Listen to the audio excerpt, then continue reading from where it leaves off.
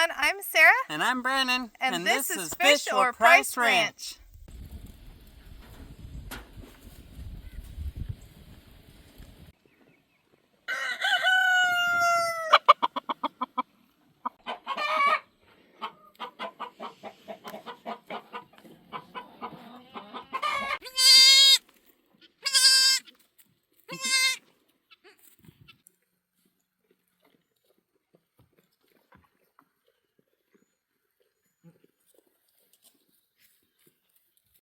Hey everyone, welcome back. I'm Sarah with Fish or Price Ranch. First off, please don't forget to subscribe and like this video. So we are doing video number 2 on raising rabbits, and today we're going to be talking about breeding, getting ready with the nest boxes, and basically what to do to prepare for it, and also what happens when the babies are born and things that you need to watch for after they're born.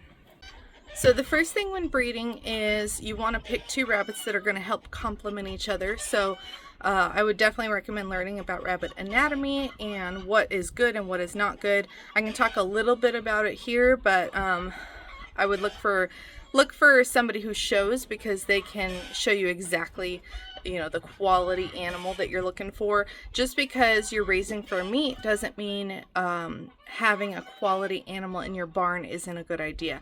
The reason for that is when we purchase our animals, even if they're for food or for producing food, it is best to buy a quality animal, because as we all know, you get what you pay for. And so buying a quality animal will ensure that your offspring are also quality. Buying a poor, cheap animal, sometimes you get lucky, but a lot of times you end up with stuff that's just, it ends up being a lot more work on you and a lot more culling for poor quality genetics and things like that. So I always recommend to buy a quality animal if that's what you're looking for. All right, so some of the things we look for when choosing a quality breeding rabbit is we want a nice big head. We don't like them super skinny and pinched. And then you want nice wide shoulders. So if you put them into a good position, you can see how wide his shoulders are, and he's got a nice wide rump. And then also you want a good width between the back hocks here. And of course he's standing a little funny, but when he is positioned correctly, you can see how nice and wide his feet are there. And then also what you want to do is make sure that they're nice and healthy. When picking a rabbit, you do not want a snotty nose or crusty eyes or anything like that. Another thing that you want to do is make sure that they don't have super long nails. You don't want any nail problems or sore hocks. And then also, if you flip them over, you want to check their teeth and make sure that they are nice and straight. Any kind of overgrowth from an underbite or an overbite will cause you problems down the road where the rabbit can no longer eat. And it is a genetic trait and will cause issues in the future. So that's just some of the things that we look for when picking a quality rabbit to make sure they're great for breeding. All right, so once you've decided who you're going to breed, there are a couple ways of breeding. The best way is to take the doe to the buck's cage and put them in there. Now, you want to be watching, because anything can happen. Sometimes your doe will get aggressive or she's not quite ready, and she could hurt the buck, and vice versa. So you want to actually be there when they're physically breeding. It doesn't take very long, and you typically want to get 3 fall-offs. When you see a breeding done, you'll know what a fall-off is. Basically, the buck will grab a hold of the doe, he will mount her, do his thing, and because his back feet come up off the ground, he no longer has traction and he falls over. So that is a successful fall off, and you want at least 3 of those to ensure that she got pregnant. 9 times out of 10 she will, but there's the occasional percentage there that they don't take and you have to rebreed again. So you can also take the buck to the doe's cage. There's certain circumstances where if the doe won't breed in his cage, sometimes in her own environment she'll feel more safe, and bringing the buck to her can also get the job done. Or thirdly, you can take both rabbits to a more neutral cage where they don't know each other's smell in the cage and it's nobody's specific territory. So you could also breed that way or breed them on a table. Alright, so basically once the deed is done, which usually only takes most rabbits about 5 minutes or less sometimes, you want to immediately remove the rabbits, put them back in their own cages, and mark your calendar. It is super important to mark your calendar. Even if they didn't breed or you didn't see them breed, if you like got distracted for a moment, write it down, because sometimes they will take when you least expect it. And if you think you bred them later, which they will sometimes breed even when they're pregnant, they will give birth and you're not prepared. So definitely make sure you mark your calendar for 32 days after that day. Now, I'll talk a little bit about when we put nest boxes in and stuff in a moment, but first let's talk a little bit more about why you're breeding. So the reason I say that is you want to make sure you're breeding for a good cause. You don't want to breed just because you can. In livestock, it's best to breed for a reason. You don't want to, yes, I understand some people think that they can make some money at it. You really don't.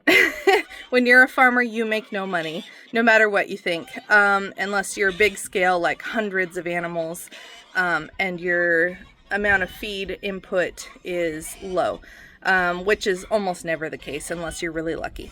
So make sure you're breeding for a reason. The reason I say that is because sometimes you're going to end up with a bunch of baby bunnies that are not selling, and then what are you going to do? So I always recommend to tell everybody that's getting into livestock in general to try the meat first before you decide to get into it full force, and maybe you don't like the taste of the meat, or maybe you can't physically or mentally handle the processing part of it. When I first got started in rabbits, I had a really hard time putting down my first rabbit. I cried the whole time. But I eventually got over it because I knew that this is what I wanted to do. I want to be able to live sustainably. And this was the best method for us to get started in farming.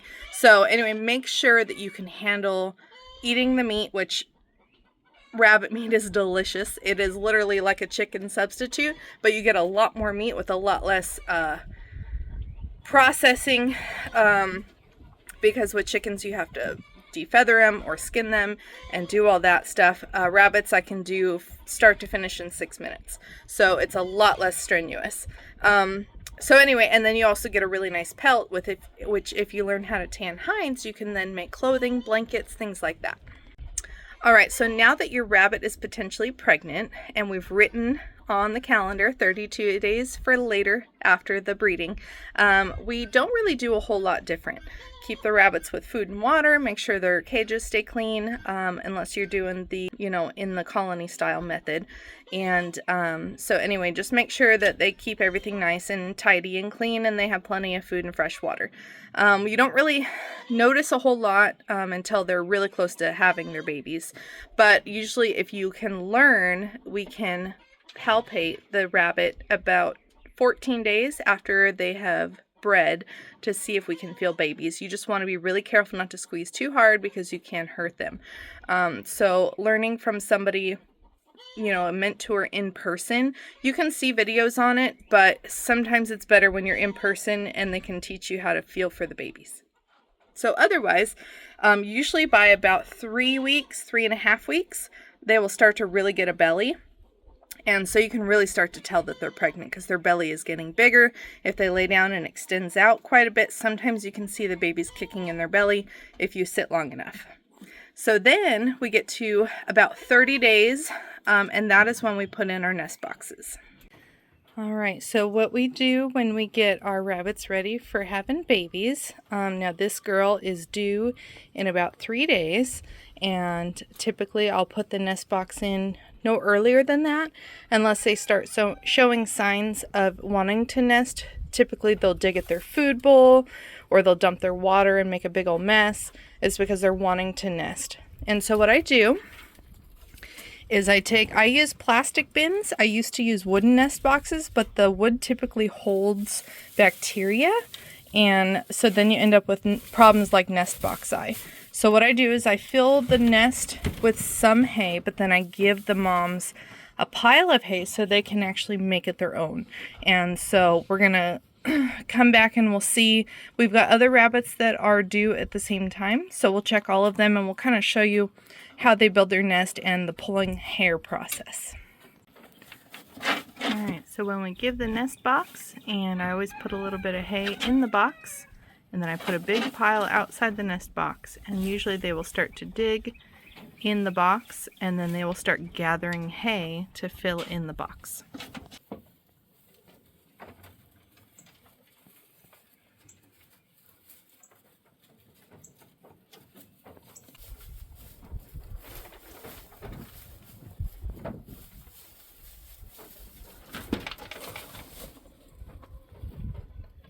So rabbits will pull out their hair off of their belly and their legs, as you can see, when they are in early labor, because this is what they used. As you can see, she already put a pile in there to make her nest out of. And if a rabbit doesn't pull enough hair, you can always go ahead and pull it for them, because that's the way their body works, and the hair will actually be loose around their mammary, near their nipples, on the inside of their thighs, and things like that. And so you can pull the hair if they don't pull enough. And then if you have ones that over pull, you could save half the hair, or so much of the hair, to save for another nest that maybe a mom didn't pull enough hair for. So I did want to say that size cages for your does really depends on the size of the doe. Now, typically I will start my does in a smaller cage like this. This hutch is about 3 feet deep and 2 feet wide, maybe a little over 2 feet wide, might be 2.5 feet. And for her to have her babies are only going to take up that little basket there for quite a while, about 2 to 2.5 weeks, sometimes 3 weeks before they start jumping out of the nest. So that's when I'll move the doe to a larger cage. All right, everybody, so it's actually just the next day. Now, this is why I talked about putting the nest box in a couple days before the due date, because they can go early. So it was great that I got her nest, because she's already had her babies. Now, one of the myths about rabbits is that you can't touch them or the mom will reject them. That is absolutely false. You can touch them. I would just recommend don't pet your dog or cat and then touch the babies, because then it'll smell like a predator. So we're going to go ahead and bring these babies forward and do a head count. I always recommend doing a head count just so you know what you got, and then you can just keep track of them a little bit easier. So we've got 1, 2, 3, 4, 5, 6. So we've got 6 little babies in here. She did a great job, pulled a ton of hair. So as you can see, this is why the hair is so important, because it's going to keep these babies warm during the cold nights and until they grow their fur, because babies are born naked. All right, so now what we'll do is basically mom will take care of everything. As soon as the babies are between 8 and 10 days old, their eyes start to open and their ears will open, and that's when we want to clean out this nest. You can save some of the top hair that's nice and clean, but all the stuff underneath will have been soiled, and that needs to be completely removed to help prevent nest box eye. And nest box eye is basically where bacteria gets into the eye as soon as it opens and will cause infections. All right, so these babies here are about 3.5 to 4 weeks old now. We're at the point, especially with this doe, because she has 11 babies, that it is very hard to keep the cages clean at this point. So you just do your best and keep them as clean as you can. I literally just had these spotless only about 30 minutes ago, and they're already a mess. So they like to make messes, that's for sure. Another thing that we have to deal with is they like to poop in their food bowl. As you can see, there's little poops in there.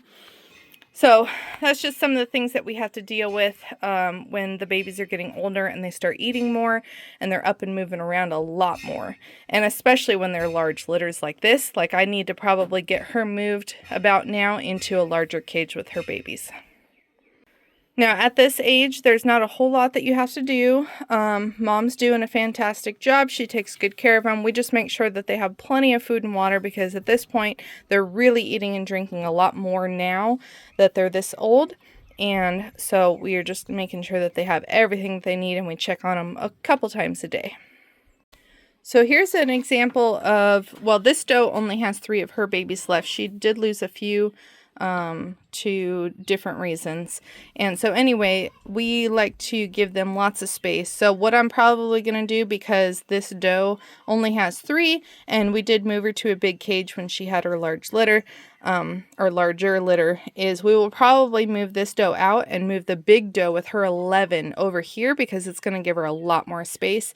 This space is about a 3 foot by 3 foot, so it's a pretty big size. All right, and then once your babies reach 8 weeks old, that's when you want to start weaning. So we typically, I know some people will wean a little earlier than others. It really depends on your doe. If she's holding her weight well, you can absolutely keep them together up until 8 weeks. If it's a huge litter, like my doe that has 11, I may pull some of the larger ones a little bit early, but we'll just have to see how it goes with her. But she's usually a really good mom, and I don't have any issues.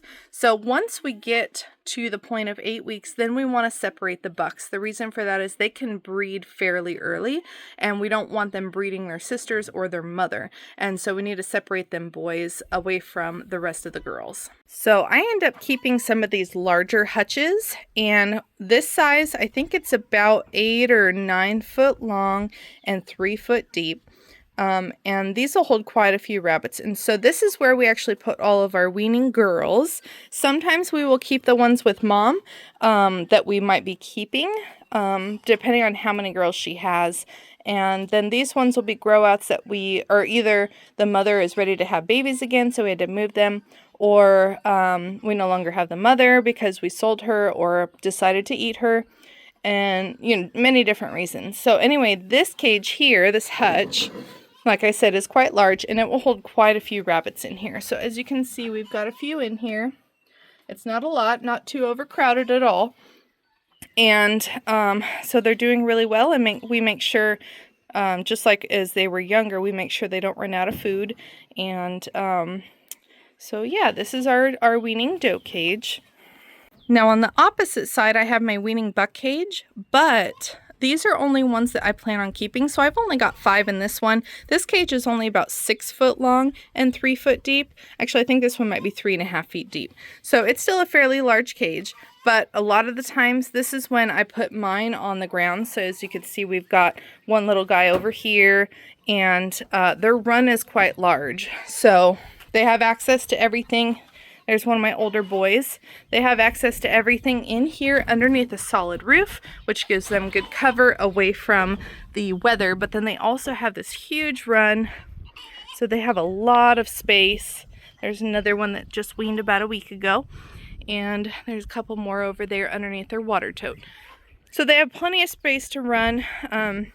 We're just coming out of winter, so we're hoping that their pasture will start growing in. We're starting to get some grass popping up in the yard here and there, and so we're hoping, if not, we will have to pull the bucks off the ground for a short while until this grows in really nice, so they have nice pasture to eat.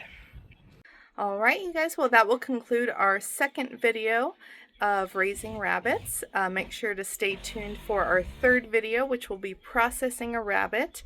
That'll be for food, so if you don't like anything graphic, I wouldn't recommend watching it, but if you want to learn how to process a rabbit, definitely stay tuned for a new video coming out very soon. Thank you guys so much for watching, and we'll see you again soon.